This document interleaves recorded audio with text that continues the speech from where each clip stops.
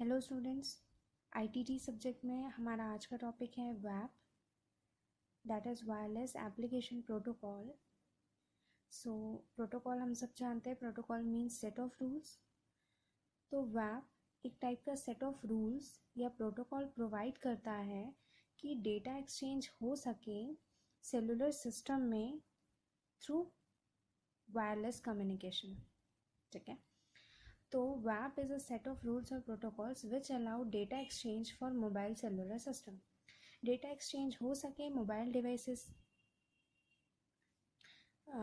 Devices के बीच में, ये चीज़ के लिए प्रोटोकॉल प्रोवाइड करता है वैप। ठीक है, एक एप्लीकेशन प्रोटोकॉल। वैप एक्ट्स एज अ गेटवे। वैप एक गेटवे की तरह काम करता है मोबाइल डिवाइसेस और इंटरनेट के बीच में। वैप जब इंट्रोड्यूस हुआ था, वायरलेस एप्लीकेशन प्रोटोकॉल जब इंट्रोड्यूस हुआ था, तो वो उसने अलाउ किया कि हम अपने मोबाइल फ़ोन से इंटरनेट एक्सेस कर सकें। ठीक है, मतलब पहले कंप्यूटर सिस्टम से बस इंटरनेट एक्सेस होता था, तो डेटा एक्सचेंज हम सिर्फ कंप्यूटर सिस्टम से कर सकते थे इंटरनेट के ज़रिए, जो भी चीज़ करनी होती है। तो जब वैप इंट्रोड्यूस हुआ, तब उसने इनेबल किया, इस प्रोटोकॉल की वजह से हम अपने मोबाइल पे इंटरनेट एक्सेस कर सकें और अपने मोबाइल पे इंटरनेट एक्सेस करके हम डेटा एक्सचेंज कर सकें वायरलेसली। ठीक है, तो वैप एक गेटवे प्रोवाइड करता है between internet and mobile devices. ठीक, तो ये काम है वैप का। वैप is device independent. Device independent means सारे टाइप के डिवाइसेस सपोर्ट करते हैं वैप। सारे टाइप के डिवाइसेस बोलने का मतलब है अपना मोबाइल फ़ोन, लैपटॉप्स, टैबलेट्स, मतलब जितने मोबाइल डिवाइसेस हैं जो वायरलेस कम्युनिकेशन को सपोर्ट करते हैं, वो सारे के सारे वैप भी सपोर्ट करते हैं, वो सारे डिवाइसेस। ठीक, तो that's why it is device independent and network independent. What is network independent? किसी भी टाइप के नेटवर्क या टेक्नोलॉजी को यूज़ करके वैप रन कर सकता है। ठीक है, यहाँ पे ये सारी टेक्नोलॉजीज, ये सारे नेटवर्क्स हैं, GSM, LS136, CDMA, IDEN, flex etcetera. ये सारे के सारे नेटवर्क्स हैं, ये सारे के सारे ऐसे टेक्नोलॉजीज़ हैं जिनको यूज़ करके वैप रन हो सके, सक्सेसफुली डेटा एक्सचेंज कर सके। ठीक, तो ऐसे ही कोई भी किसी भी नेटवर्क को यूज़ कर सकता है, किसी भी डिवाइसेस को यूज़ कर सकता है, मतलब कोई भी डिवाइस या कोई भी नेटवर्क सपोर्ट कर सकते हैं वैप को। That's why it is device independent and network independent. ठीक है, अब आते हैं इसके कंपोनेंट्स पे, जिसके बिना वैप सक्सेसफुली रन करना पॉसिबल नहीं है। पहला है ब्राउज़र। ब्राउज़र बहुत ज़्यादा ज़रूरी है। अब इंटरनेट से जुड़ना है, मतलब इंटरनेट के ज़रिए डेटा ट्रांसफ़र करना है, तो ब्राउज़र इज़ नेसेसरी। इंटरनेट चलाने के लिए ब्राउज़र चाहिए। बट हमारे मोबाइल फ़ोन्स में जो ब्राउज़र यूज़ होता है और जो जो इंटरनेट का जो ब्राउज़र होता है, उसमें फ़र्क होता है। तो हम माइक्रो ब्राउज़र यूज़ करते हैं। ठीक है, तो जो हमारे मोबाइल डिवाइसेस में यूज़ होता है वो माइक्रो ब्राउज़र यूज़ होता है। माइक्रो ब्राउज़र का काम क्या होता है?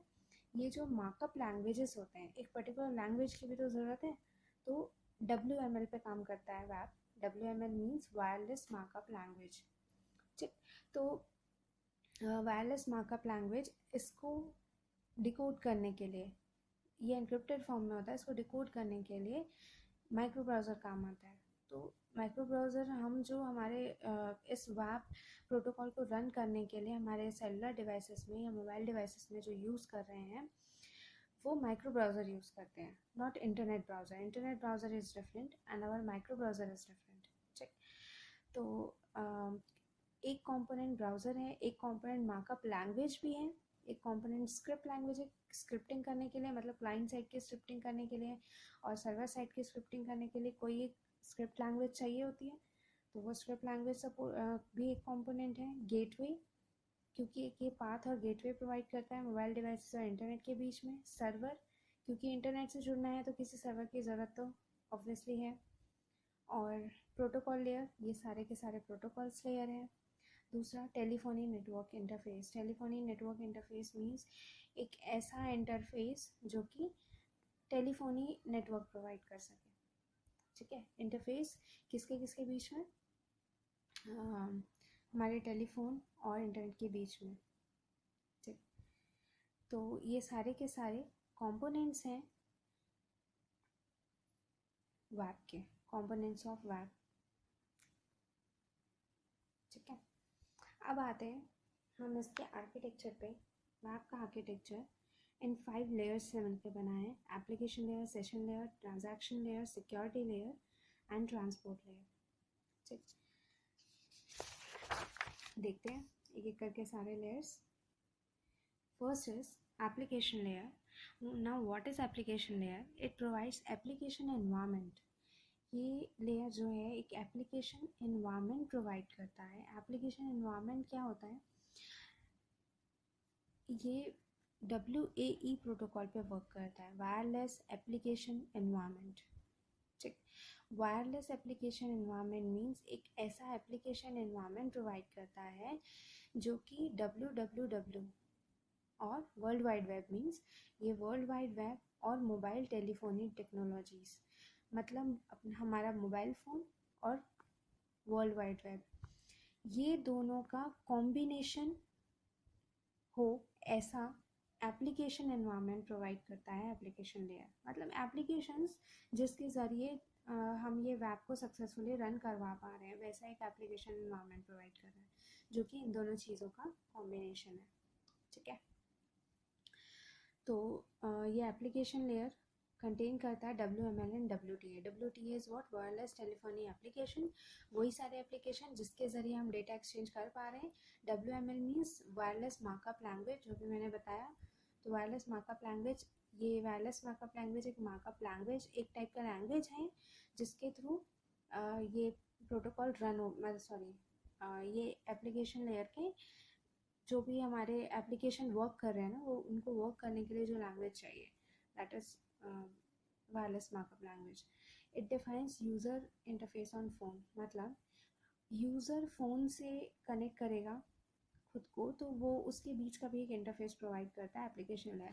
Because application layer is on the top ना, इसके बाद सीधा यूज़र, तो यूज़र के लिए भी एक एप्लीकेशन लेयर जो है वो इंटरफेस जैसा काम करता है on phone. It includes micro browser server environment. What is micro browser? Micro browser वही चीज़ है जो हमारे मोबाइल डिवाइसेस में एज अ ब्राउज़र काम करता है। तो मतलब ये एक टाइप का समझ लीजिए सॉफ्टवेयर जैसा है, जो कि ये जो मार्कअप लैंग्वेज है, वायरलेस मार्कअप लैंग्वेज, उसको वो डिकोड करने का काम करेगा जो एन्क्रिप्टेड फॉर्म में होंगे। ठीक है, तो ये चारों चीज़ों को सपोर्ट करता है application layer. WML script, wireless markup language की जो स्क्रिप्ट रहती है, स्क्रिप्टिंग, और wireless technologies application, sorry telephony application, मतलब टेलीफोन के ज़रिए जो भी हम ट्रांसफ़र करेंगे, जितने एप्लीकेशंस प्रोवाइड हो रहे हैं वो सारे के सारे WTA होते हैं। कंटेंट फॉर्मेट्स, मतलब हम सारे डेटा को या जो भी कंटेंट है उसको किस फॉर्मेट में ट्रांसफ़र कर रहे हैं, वो होता है कंटेंट फॉर्मेट्स। ठीक है, wireless telephony application means telephonically जब हम वायरलेस ट्रांसमिशन करते हैं डेटा का, तो वो करने के लिए जितने एप्लीकेशन प्रोवाइडेड होते हैं ना, तो that is wireless technology telephony application, sorry. तो ये सारी चीज़ें जो प्रोवाइड करता है वो होता है एप्लीकेशन लेयर। ठीक है, next is our session layer. Session layer means it opens a communication between client and server. Client और सर्वर के बीच में एक कम्युनिकेशन ओपन करके देता है सेशन लेयर। ठीक, अब वो जो कम्युनिकेशन है वो कनेक्शन ओरिएंटेड भी हो सकता है, कनेक्शन लेस सर्विस भी हो सकती है, और ऑप्टिमाइज्ड फॉर लो बैंडविड्थ। मतलब कनेक्शन ओरिएंटेड भी हो सकता है वो कम्युनिकेशन जो क्लाइंट और सर्वर के बीच में हो रहा है, लेकिन फिलहाल हम कनेक्शन ओरिएंटेड की बात नहीं करते क्योंकि हम यहाँ पे वायरलेस कम्युनिकेशन के लिए डिस्कस कर रहे हैं। सो यहाँ पे कनेक्शन लेस सर्विस भी प्रोवाइड करता है, मतलब वायरलेस सर्विस भी प्रोवाइड करता है, और optimise for low bandwidth means जितने भी वायरलेस डिवाइसेस होते हैं, जो भी वायरलेस चीज़ें होती हैं, सबका एक बैंडविड्थ फिक्स्ड होता है, मतलब लो बैंडविड्थ पे काम कर रहा है, सबका एक रेंज फिक्स्ड होता है ना। वायरलेस चीज़ें जितनी भी काम करती है उसका एक रेंज फिक्स्ड होता है, तो इसलिए लो बैंडविड्थ पे काम करने के लिए ऑप्टिमाइज्ड है ये वेब जो है, तो लो बैंडविड्थ को भी सपोर्ट करता है। ठीक है, तो ये सारी चीज़ों को ध्यान में रखते हुए जो कम्युनिकेशन प्रोवाइड करता है क्लाइंट और सर्वर के बीच में, वो होता है सेशन लेयर। ठीक, नेक्स्ट आते हैं हम transaction layer. What is transaction layer? It deals with transaction and retransmission of data. This layer offers transaction support, adding reliability to the service provided by WDP. Datagram service provided by WDP. ठीक, तो now what is datagram? Datagram मतलब हमको पता है datagram क्या होता है. Datagram मतलब होता है डेटा पैकेट्स का एक पर्टिकुलर स्ट्रक्चर, मतलब collection of data is known as datagram. ठीक है, कि वो डेटाग्राम प्रोटोकॉल, ये जो यहाँ पे WDP है उसका मतलब ही है वायरलेस डेटाग्राम प्रोटोकॉल. ठीक, तो ये जो डेटाग्राम है वायरलेस डेटाग्राम प्रोटोकॉल के ज़रिए डेटाग्राम्स का ट्रांजैक्शन होगा और उस चीज़ को सपोर्ट करने वाला लेयर होता है ट्रांजैक्शन लेयर. तो व्हाट इज़ डेटाग्राम? डेटाग्राम मतलब collection of data packets, collection of data, एक स्ट्रक्चर्ड डेटा पैकेट्स को डेटाग्राम कहते हैं. तो वो डेटाग्राम वायरलेसली ट्रांसमिट हो सके, ट्रांजैक्शन हो सके उन डेटाग्राम्स का, इस चीज़ को फुलफिल करने वाला प्रोटोकॉल होता है वायरलेस डेटाग्राम प्रोटोकॉल, और ये ऑफर करने वाला लेयर होता है ट्रांजैक्शन लेयर. ठीक है, मतलब ट्रांजैक्शन या रीट्रांसमिशन ऑफ डेटा कर सके जो, वो ट्रांजैक्शन लेयर है. Now security layer, it provides features like data integrity, privacy, authentication. Now, security layer means security provide करना, जो भी डेटा ट्रांसमिट हो रहा है उसको सिक्योरिटी प्रोवाइड करना. किस टाइप की सिक्योरिटी? डेटा इंटीग्रिटी मेंटेन करना. सबसे पहले तो डेटा इंटीग्रिटी मेंटेन करना मतलब होता है डेटा का ओरिजिनल होना, डेटा की ओरिजिनलिटी मेंटेन करना, डेटा का कंसिस्टेंस होना मतलब कंसिस्टेंट होना, और इंफॉर्मेशन का कंप्लीट होना, वैलिड होना. तो ये सब आता है डेटा इंटीग्रिटी में. ठीक है, तो वो ओरिजिनलिटी मेंटेन करना, डेटा इंटीग्रिटी को मेंटेन करना, प्राइवेसी मेंटेन करना, और ऑथेंटिकेशन मेंटेन करना. ऑथेंटिकेशन मतलब वेरीफाई करना. ठीक है, कि डेटा वैलिड है या नहीं है, या फिर जो भी, जैसे हम लॉगिन आईडी पासवर्ड वगैरह डालते हैं तो वो मतलब यूज़र को वेरीफाई करता है कि हाँ ये डेटा यहीं से आ रहा है, या किसी भी नेटवर्क को वेरीफाई करता है. तो ऑथेंटिकेशन मीन्स वेरीफाई करना कि हाँ करेक्ट डेटा करेक्ट जगह से निकल के करेक्ट जगह पे पहुँचे. तो ये सब सिक्योरिटी लेयर प्रोवाइड करता है. ये तीनों चीज़ें, तीनों फीचर्स प्रोवाइड करता है सिक्योरिटी लेयर. ठीक, अब आते हैं transport layer. Transport layer means ये जो ट्रांजैक्शन लेयर में जो डेटा का ट्रांजैक्शन हो रहा था, उस ट्रांजैक्शन को होने के लिए ट्रांसपोर्ट लेयर सपोर्ट करता है, मतलब टेक्नोलॉजीज और नेटवर्क प्रोवाइड करता है. ठीक, तो डेटाग्राम या डेटा का ट्रांसपोर्ट होना, वो चीज़ प्रोवाइड करता है ट्रांसपोर्ट लेयर थ्रू या via any available technologies or networks. In this layer, data is sent or received via any available technologies or network open for all type of network.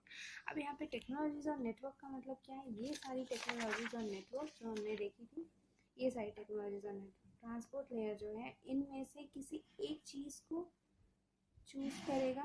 Transport layer इनमें से किसी एक technology या किसी एक network को choose करेगा datagram को ट्रांसमिट करने के लिए, ट्रांजैक्शन को कंप्लीट करने के लिए.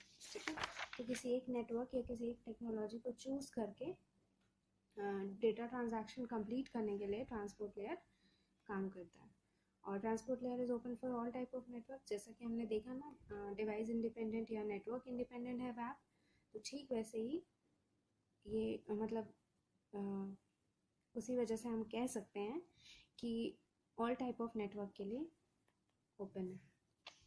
ठीक है, अब आते हैं हम इसके एडवांटेजेस पे. वेब के कुछ एडवांटेजेस हैं. Standardise open source protocol that anyone can use. ठीक है, तो स्टैंडर्डाइज ओपन सोर्स प्रोटोकॉल जो कि कोई भी यूज़ कर सकता है. हमने अभी देखा that it is a open source, कि कोई भी यूज़र यूज़ कर सकता है, कोई भी नेटवर्क में ये वर्क कर सकता है और किसी भी डिवाइस में वर्क कर सकता है. तो इसीलिए स्टैंडर्डाइज ओपन सोर्स प्रोटोकॉल है ये. Optimised for small devices and wireless networks. ठीक है, छोटे डिवाइसेस मतलब मोबाइल फ़ोन जितने छोटे डिवाइसेस में काम कर रहा है, मतलब सारे स्मॉल डिवाइसेस में काम कर सकता है ये, एंड सारे वायरलेस नेटवर्क्स के ज़रिए काम कर सकता है किसी भी टाइप के. Smaller footprint than HTML। HTML से कम फुटप्रिंट होने का मतलब है HTML से फ्यूअर बाइट्स यूज़ करता है comparison to HTML। Fewer bytes means वो क्या करेगा, कम ही बाइट में रन कर लेगा, इसीलिए हमने कहा था कि लो बैंडविड्थ को सपोर्ट करता है, तो ये कम ही बाइट में रन कर सकता है and send through the network. ठीक, तो decrease latency and usage cost. Latency decrease करना मतलब होता है कि लेट नहीं होना, मीन्स जो डेटा ट्रांसफ़र हो रहा है ना वो with in a minute, with in a second, मतलब बहुत ही जल्दी, बहुत ही फास्टली डेटा ट्रांसमिट हो जाए या डेटा एक्सचेंज हो जाए बहुत फास्ट, तो वो उसको कहते हैं डिक्रीज लेटेंसी। ठीक, तो लेटेंसी डिक्रीज होती है इस मतलब वेब इस चीज़ को सपोर्ट करता है कि लेटेंसी डिक्रीज हो एंड यूसेज का कॉस्ट भी डिक्रीज हो। और ये लेटेंसी डिक्रीज होने की वजह से, स्मॉलर फुटप्रिंट होने की वजह से, फ्यूअर बाइट्स पे वर्क करने की वजह से ये बैटरी लाइफ को लेंथन कर सकता है, बढ़ा सकता है हमारे सेलुलर डिवाइसेस का। इसकी डिसएडवांटेज सिर्फ एक ही है, इट यूजेस WML। ये जो वायरलेस मार्कअप लैंग्वेज है, WML की स्क्रिप्टिंग करनी होती है, तो उसके लिए एक हमको माइक्रो ब्राउज़र पर्टिकुलर सॉफ्टवेयर की ज़रूरत होती है।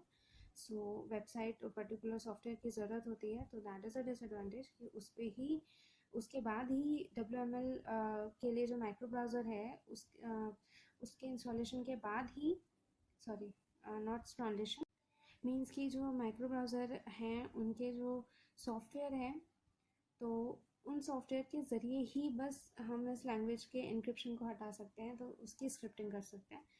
इसके लिए हमको उन माइक्रो ब्राउज़र्स की और उन सॉफ्टवेयर्स की ज़रूरत होती है। दैट इज़ अ डिसएडवांटेज कि उसके बिना वेब का वर्क करना थोड़ा सा मुश्किल काम है, मतलब इम्पॉसिबल है। वेब का आर्किटेक्चर ऐसे रन होता है, क्लाइंट साइड की स्क्रिप्टिंग होती है WML में, WML स्क्रिप्ट, और सर्वर साइड की WML कंटेंट और HTML कंटेंट, और वेब प्रोटोकॉल जो हमने अभी 5 पढ़े वो यहाँ पे वर्क करते हैं। ठीक है, तो now this is web architecture. I hope you all get it.